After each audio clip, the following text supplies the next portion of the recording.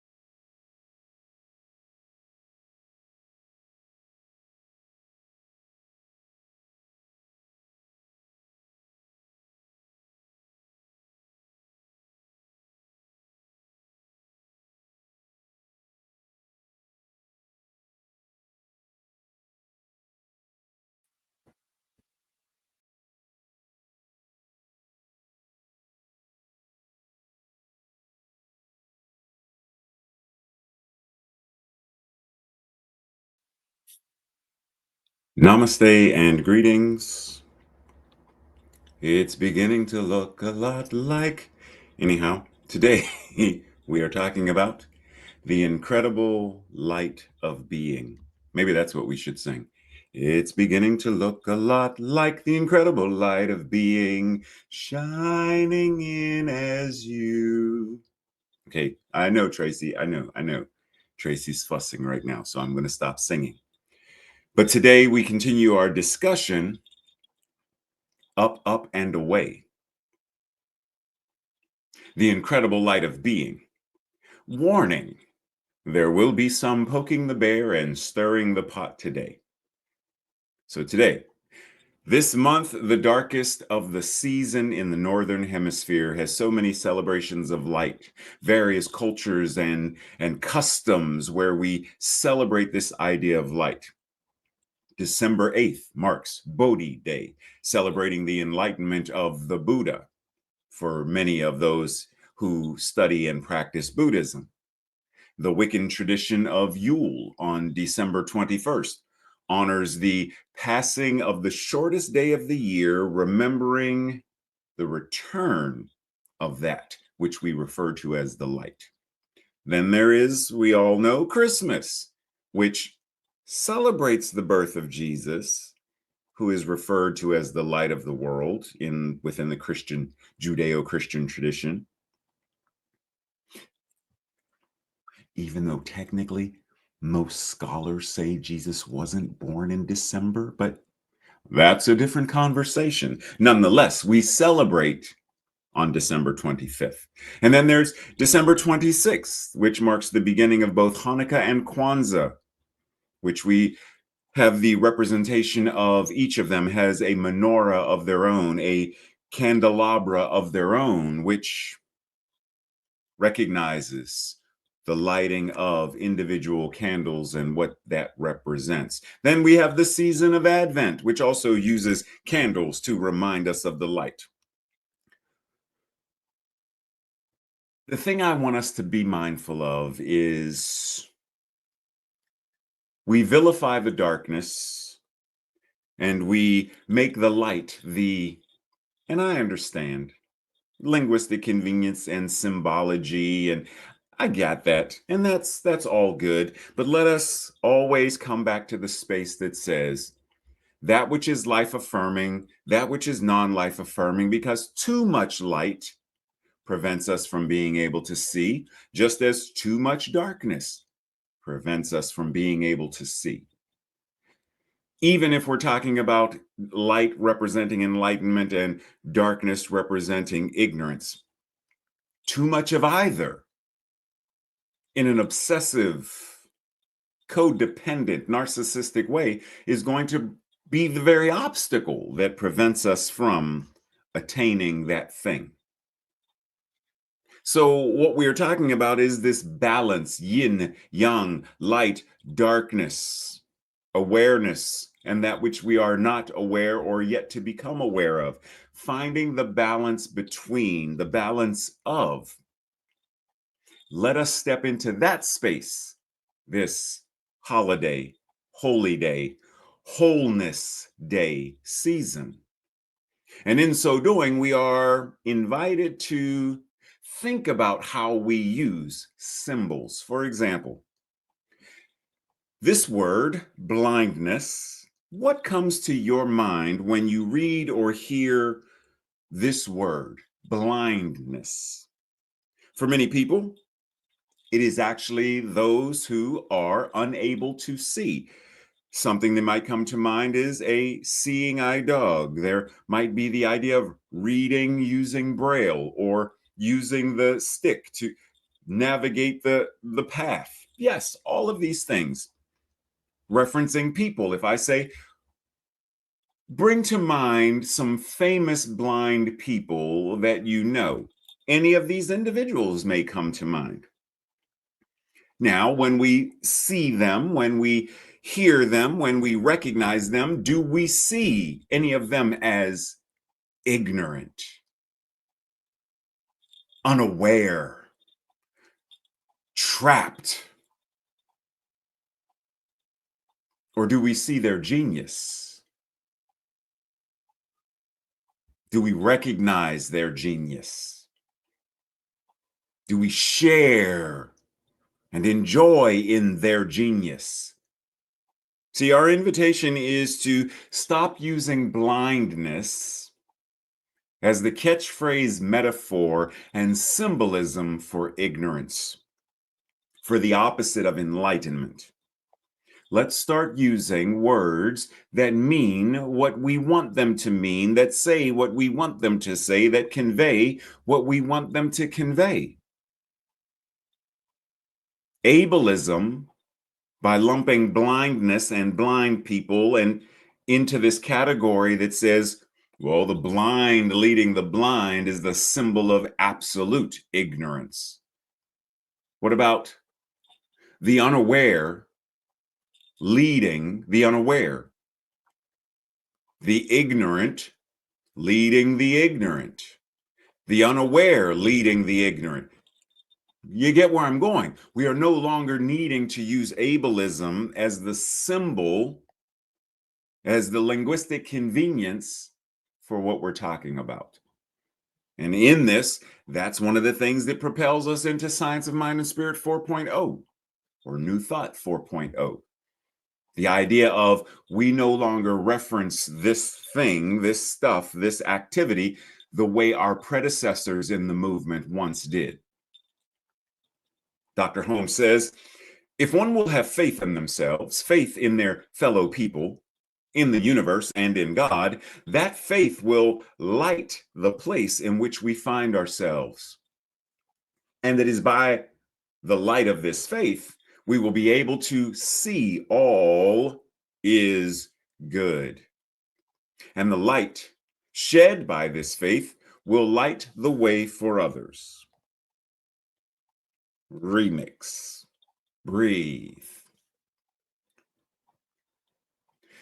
If one will embody and utilize their faith in life-affirming ways regarding themselves, other people, the universe, and God, that faith will bring a life-affirming awareness, a life-affirming consciousness in whatever place we find ourselves. And by the awareness of this faith, we will be able to recognize the all is good of the absolute and express that goodness in the relative. Pause. Why am I saying that? Because many use this all is good to bypass when someone is experiencing something that is not good.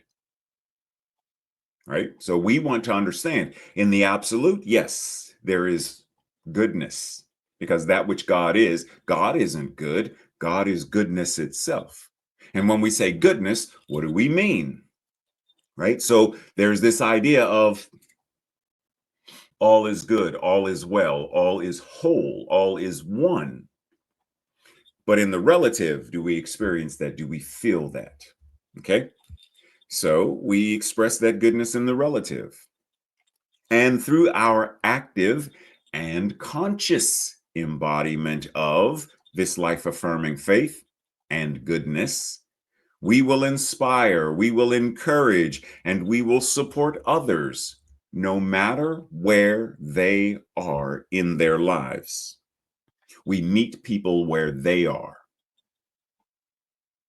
Dr. Holmes goes on to say, we become conscious of darkness. Remember what I said. We become conscious of darkness only when we are without faith. For faith is ever the light of our day and the light on our way, making that way clearly visible to us, even when to all others it may be beset with obstacles and the ongoing rough. You guessed it, remix, breathe. Remember, I warned you, we're poking the bear and stirring the pot. We are undoing a lot of the old way of linguistic convenience. It's time to step in and elevate, especially now as we are on the precipice of a new year, a new political arena, a new degree of consciousness that is screaming to be addressed and healed. It is very important that we who are in spiritual community do the work. The remix. We become conscious of the non-life affirming elements and experiences that need healing when we practice life affirming faith without denying non-life affirming faith and the implications of it. Life affirming faith reveals to us a different way of not only experiencing the world through our mental equivalents, it gives us a different way of addressing, a different way of transforming, a different way of eradicating, and a different way of healing any of the things that deny others the ability to live fully. We have to truly understand there is no way that an anti-venom can be created by a scientist if said scientist says venom doesn't hurt anyone. Matter of fact, there's no such thing as venom. But somebody just got bit by a snake or a black widow spider or a scorpion or what do you mean? There's no such thing. God is good. All is well. You cannot create the medicinal properties of an anti-venom, an antitoxin, while denying that the very thing that is causing harm exists in the first place. I'm sure most of us are familiar with this verse. Neither do people light a lamp and put it under a bowl. Instead, they put it on a stand and it gives light to everyone in the house. We're familiar with this. And once again, this is common sense. If you need, for those who are sighted, to navigate a room, there needs to be light, whether it is ambient or there needs to be light. Common sense. But when we use this as a way of representing darkness as ignorance, rather than calling ignorance ignorance, calling intolerance intolerance, calling bigotry bigotry, we're doing a disservice to the shadow. We are doing a disservice to the darkness. Because darkness isn't the enemy. The womb is dark. The earth in which you plant the seed is dark. Darkness is not the enemy. So let us simply just be mindful how we are using language, how we are expressing the ideas. Are we doing so in a way that truly addresses? Because it's easy to go into a doctor's office and they simply say, yes, you are sick. Sick? Well, what's wrong? Your body is sick. Okay, so what are we going to do? Well, we're going to address the sickness. Look, I need specifics. I need you to call a thing a thing. There's a cavity in this molar. We're going to extract the tooth. We're going to implant. I need, right, specifics. There is the need for surgery on your foot. There is the need to re-break the bone in order to reset it, in order for it to heal. Specifics. It's time for us to do the same thing within spiritual education, spiritual practice, clarity.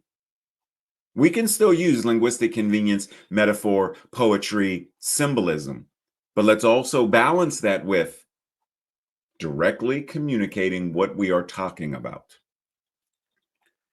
Dr. Holmes continues, we cannot see capital R reality, absolute, until our eyes are open, until the light of eternal, capital T, truth, has struck deeply into our own souls.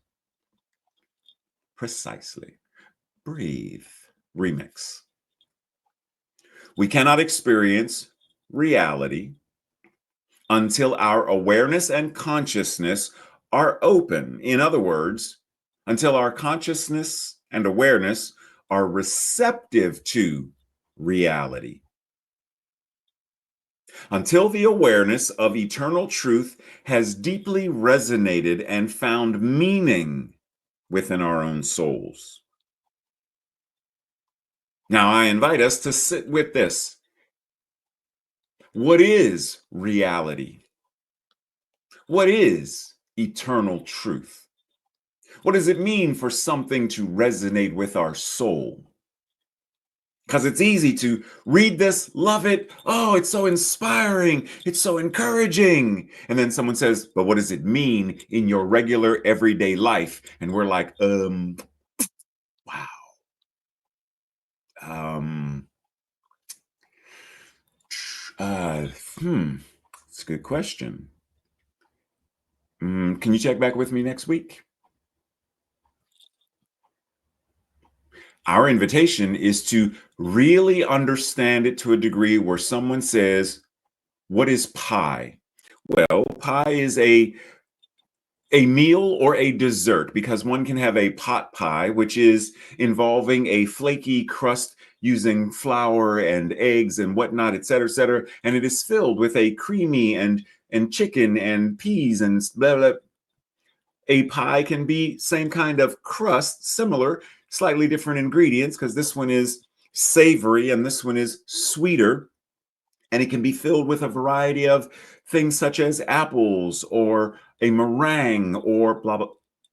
There's clarity in expressing what we're talking about. If we're going to talk about experiencing reality, we're going to talk about being receptive to reality and eternal truth. Does it not benefit us to be able to, one, understand it, two, to be able to communicate it in a way that demonstrates our understanding of it?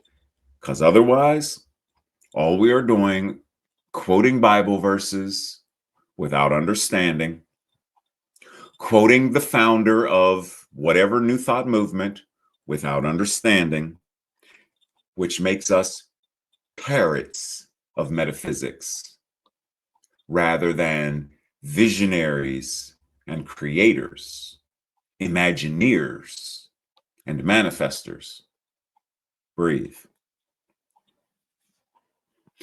Which one of these is reality?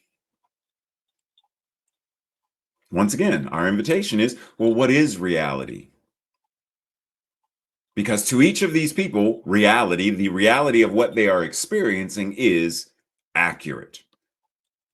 To one, the reality is it is a 6, or it appears to be a 6. To one, the reality is a 9, or it appears to be a 9. And yet there is an absolute reality that says your perception, while being accurate, is not complete. Because the moment you change your perception, what would happen if they looked at it from the side and not from either end? What determines that this is actually the end versus this is the end?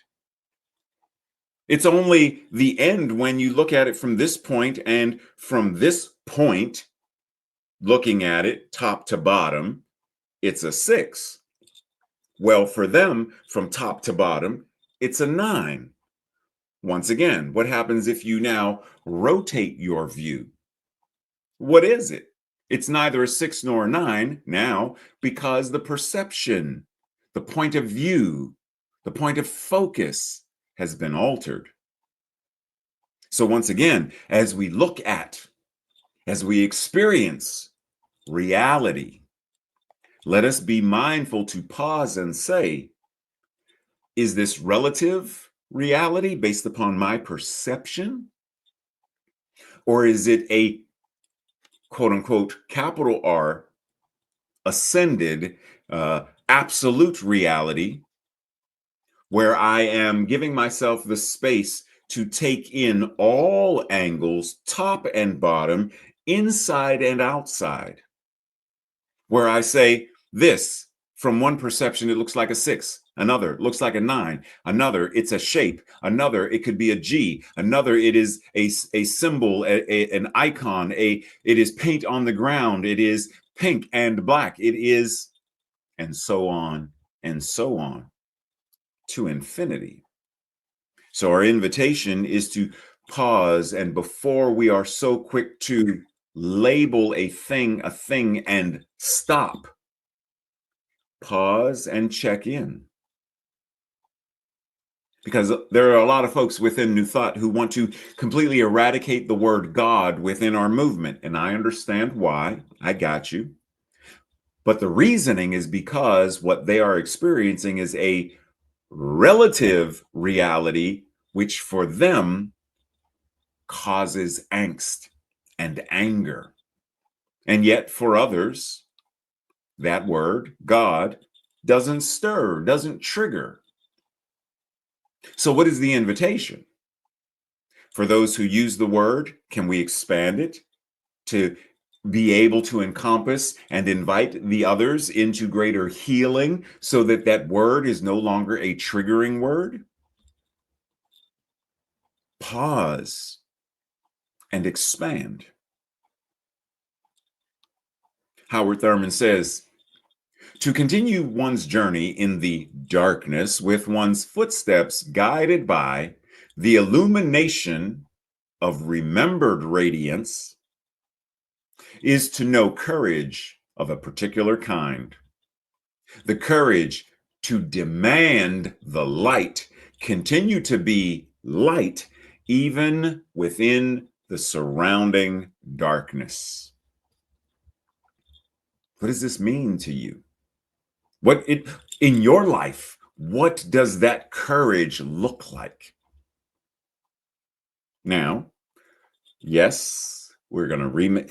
Today's a day to remix all, to remix all, to remix. Yes, we are remixing this as well. Breathe. To continue one's journey in a world of non-life affirming events, because there are many things, war, genocide, there are all kinds of atrocities that are not life affirming.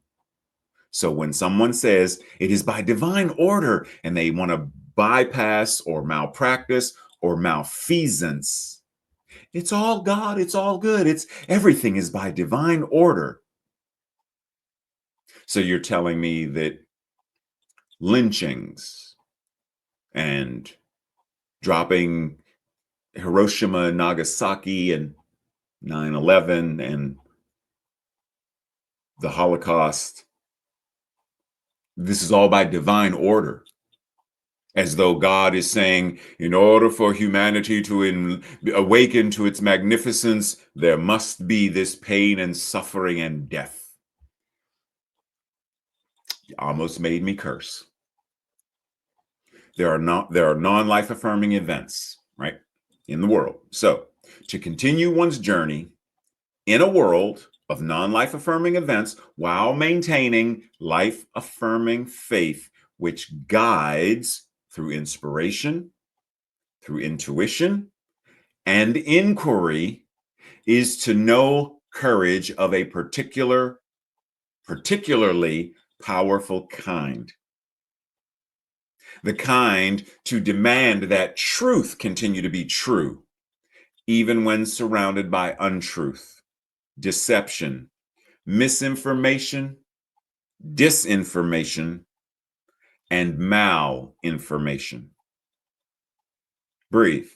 So now what is this inviting you into? What does it mean for you? What does it look like for you to continue to be anchored and grounded in truth, to demand a degree of truth be received and be expressed when we are surrounded by a variety of untruths, deceptions, misinformations, manipulations, etc.? How do we continue to be anchored in principle? And we can use firefighters as an example. A firefighter is surrounded by the flames. Do they not demand that the fires be quelled in how they are using the hose, using foam, whatever it is their methods, techniques, and tools may be. Are they not, in effect, demanding that the fires be stopped, even while being surrounded by the heat, the smoke, the flames? Even when, to all appearances, nothing can be done. But do they not still maintain and persist? Because they are convicted, knowing that my tools and my techniques, my training has equipped me to handle this. How has your training, how is your training equipping you to handle deception and untruth, misinformation, disinformation, malinformation, manipulation, fear, and more? Breathe.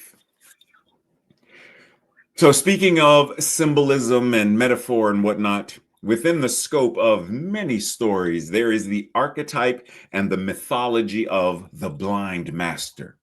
That individual who, though they cannot see, they see in ways that are beyond mere eyesight. They sense in ways that are beyond mere eyesight. Now, for some of these individuals, there is simply the training that they undergo to attain such mastery. For others, it may be a degree or a level of, supernatural something, which we'll get to in the next slide with Daredevil and the science fiction aspect of what made him a blind master. But there is a scene within this television show that still resonates with me when young Cain meets Master Po. And Master Po tells him, "Take your broom and strike me with it." Prior to that, Master Po says, "You are the new pupil. Come closer." And Cain says, "Oh, to be without sight truly must be an awful thing, in essence." And Master Po says, "You think because I am blind, I cannot see. Take your broom and strike me with it." Cain is like, "What? I don't want to hit you." "Do as I say, strike." Cain swings and Master Po tosses him to the ground. "Again, strike." Cain is like, "I know this old man didn't just throw me in the ground. He with more. Again." And he didn't throw me to the ground twice. I'm going to clock him. And he runs at him again. Master Po. Cain gets up, brushes himself off, and Master Po says, "Never assume that because a man has no eyes, he cannot see. Close your eyes. What do you hear?" Cain closes his eyes, and there's a fountain. He says, I hear the water, and there's some birds, and I hear the birds." Master Po says, "Do you hear your own heartbeat, or the grasshopper which is at your feet?" Cain looks down and is like, "WTF? Old man, how is it that you know these things? Young man, how is it that you do not?" We are invited into a new level of a new degree of insight that is beyond eyesight, that moves us into the space of God sight. If that which we are is the divine itself, then do we see, do we perceive, do we understand, do we recognize life through God's sight, through the absolute truth and reality, the eternal? And it's going to ebb and flow. There are some days you wake up and you feel great, you got energy, and there are some days where you're like, you know what, today's a day I'm gonna just chill. We can call it a lazy day. It's a day for me to rest, recharge, and rejuvenate. Just like right after the election, there were a lot of people who were in the grief phase. I simply want to, I need to feel what I feel, the anger, the sadness, feel it. Tomorrow, whenever tomorrow, then I will rise again and be ready to organize and strategize. Then I will be ready to visualize and manifest. Then, but not now. There is a time, it ebbs and flows. There are going to be days where you know, and you know that you know who and what you are. And then there are days where forgetfulness, the haze of life be life, and man, and that's fine. Recognize it and acknowledge it. And through your training, move through it. Dr. Sean Ginwright offers us clarity comes when we shed all the barriers, confusion, distractions, amusements, and excuses that get in the way of what we really want. What do we really want? What is the vision of CSL, Centers for Spiritual Living? A world that works for all? What barriers get in the way? What confusions get in the way? What amusements get in the way? What excuses get in the way of us manifesting and creating that? You want life, health, joy, wonderment, orgasmic bliss in your own life? What of these things are getting in the way? And what clarity are you invited into? There are all kinds of things that distract us. Squirrel. That cause us to divert our attention. Okay, what was I saying? There are all kinds of things that distract us. How do you realign, refocus, come back to that space of active awareness, not hypervigilance, active awareness, where you are grounded? The amusement park serves its purpose until it doesn't. A distraction, even, you know what? There's so much going on today. I need a little bit of, as long as I'm not doom scrolling, I am momentarily distracting myself from. Because right now, I don't want to deal with this. That's fine. It's part of the process of healing, as long as that distraction does not become an addiction or an obsession. Because then it's non-life affirming. Then it is part of the problem. Howard Thurman offers us, we seek to walk, once again, ableism, we seek to walk in our own path, which opens up before us, made clear by the light of the Christ Spirit and the radiance which it casts around us. Breathe. We seek to navigate and experience that which is our own divine life path, which opens up before us, made clear by the awareness of the Christ consciousness, Buddha consciousness, Om consciousness, etc., whatever you want to call it. And the radiance, or the radiating power, which it casts and projects all around us. When we are in and operating from that embodied place, there is an energy that radiates from us. There is a vibration that radiates from us. We become the central broadcasting station of peace on earth, goodwill towards all, love and compassion, calling out, calling on, calling in. We become the very central point of that consciousness that sends it out.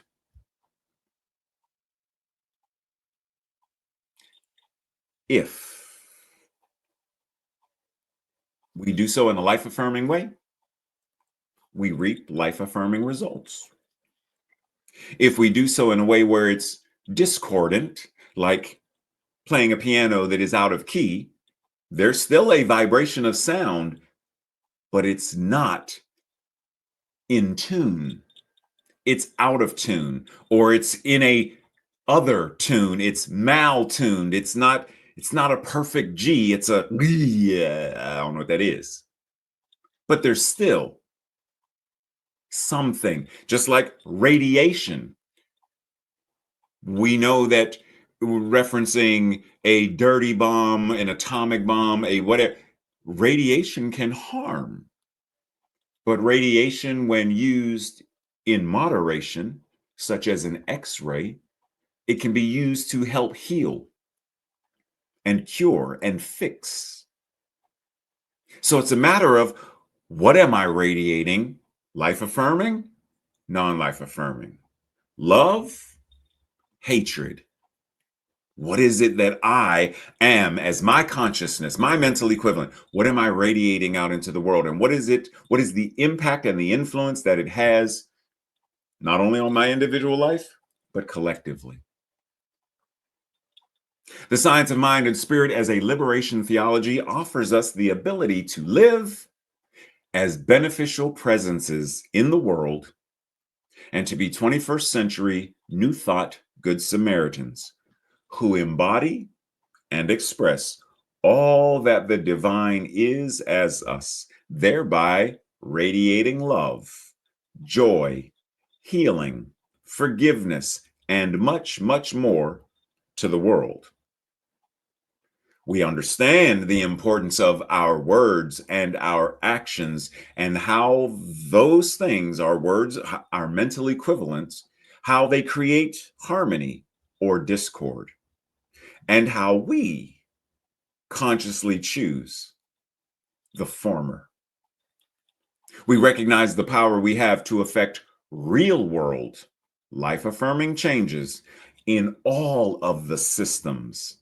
As it says in our Centers for Spiritual Living Global Vision, we envision a world where personal responsibility joins with social conscience in every area of the political, corporate, academic, and social sectors, providing sustainable structures to further the emerging global consciousness. And then we take the vision and turn it into action. Breathe. This week's affirmation, our declaration, I will say it first. If it resonates with you, say it with me the second time around. I am a radiant embodiment of the divine, and I illuminate the world with love, healing, forgiveness, and wisdom. Together. I am a radiant embodiment of the divine, and I illuminate the world with love, healing, forgiveness, and wisdom. And so it is. This week's journal questions and Thursday night's group study questions regarding this thing called light. What is my light? And where, when, and how do I let my light shine? And where, when, and how do I dim it? What do I need to release so that I can shine more fully? What do I need to embrace so that I can shine more fully? Number 2, looking at the life evidence, look, what do I have? What do I see? What's going on? Based upon my life results, what is evidenced regarding my faith that I am the light of God? Right? Because we say that you are the light of God. Jesus, the light of God. Well, we understand that which Jesus was, you are, I am, we are. So there's only God. So what is true of him, as Dr. Holmes What is true of God is true about you. So if he is the light of God, so are you. Do you believe that? Does your life evidence demonstrate that? If we were to enter into a court of law and present the evidence, Your Honor, I enter into evidence into Exhibit A through 1000. This is all of the evidence that says Ray does not believe he is the light of God or a light of God. He doesn't believe it. And here is the evidence. Ooh, that's painful. Or is it the counter where, well, there are these three things that if we base it on just these three things, yes, clearly he doesn't believe it. He's not living it. That is not where his faith is. But if we look at the preponderance of evidence, oh yeah, he does. There are other things going on here, but yeah, he does. Just like working out. Well, last Saturday, he sat on the couch and, ate popcorn, ice cream, cake, cookies, and stuff with Tracy, and they binge watched some television show. Based upon that evidence, Ray is lazy. He doesn't work out. He doesn't care about his body. He doesn't care about his health, blah, blah, blah, blah, blah. Yeah, based on that evidence. But what happens more often than not? Well, he walks a lot. And he does balance, and he does eat fruit, and he does eat salad, and he does do push-ups, and he does stretch, and he does. Yes, based upon the preponderance of the evidence, what would it say about your faith that you believe and practice and embody that you are the light of God? Number 3, how do I use faith? What do I really have faith in? Once again, based upon the results, based upon the evidence, what do I have faith in? And how am I utilizing that faith? Number 4, what is a way I can share my light with others during this season, during this time of year, since we're talking about season of lights? In what way can I share my light with others? Volunteer at a food bank? Check in on some neighbors and make sure that they, I don't know, you have to check in. But what can you do to share your light? And then lastly, what would it mean for me to be willing? Ooh, wait, because this is the one. This is the one. What would it mean for me to be willing to honor the darkness and to learn from it and to balance it? To no longer vilify or avoid it or let it extinguish the light. What would it mean for me to honor it, for me to learn from it, for me to balance it? Breathe. And let us enter into that space that we refer to as prayer, recognizing the isness and allness that God is. And because it is all that there is, it must be exactly who and what we are. Called by any name, spirit, the universe, the infinite intelligence, the eternal light, love, doesn't matter what you call it. A rose by any other name would smell as sweet. That which it is, each of us must be. So we breathe in this moment, recognizing that we right here and right now have the resources, have the ability, have the divine audacity right now to create a world that works for all. We right here and right now have the light of the divine. Our invitation is, do we know how to shine it? Do we know? And there is nothing that we need to plug into. It is already us. The sun doesn't have a cord that connects to an extension cord that plugs into the sun simply shines. It is its own radiating force of power. That's the same thing for each and every one of us. That which God is right here, right now. I am that which I am, ever becoming more of the truth of my being. And that is what I embody, and that is what I express. That are my thoughts, my words, my emotions, my feelings, and my actions. That is the radiating force of my spiritual magnificence, my divinity, as I live, move, and have my beingness as the truth, the whole truth, and only that which is true, aligned in principle, the very embodiment of love, collaboration, cooperation, and effective communication. I live, move, and have my beingness as a divine Imagineer, doing what is mine to do, balancing yin, yang, a 21st century New Thought Good Samaritan.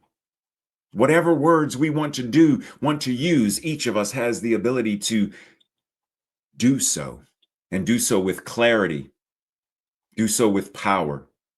And it is from that space that we, like Superman, look to the sky and say, up, up, and away. And we soar. The law, doing what it always does, demonstrates accordingly, takes the word, takes the energy, takes the vibration, takes it all, and returns unto us exactly what we planted in the soil of the divine. That means this life, my life, is my amen. And that is true for everyone watching now. Our lives, the way we show up, is the very amen. It is the very demonstration of answered prayer. So in this moment, I choose to pray more effectively, to align with truth, to allow that which is God sight, God thought, God speech, God feel, and God doing to show up in, through, and as me right here and right now.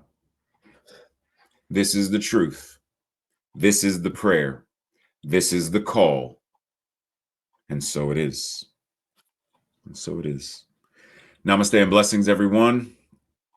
Make sure you check the chat to see if we are in fact meeting for after message fellowship. And if so, I will see you there. And if not, I will see you same bat time, same bat channel, sometime during the week or next Sunday. Love you.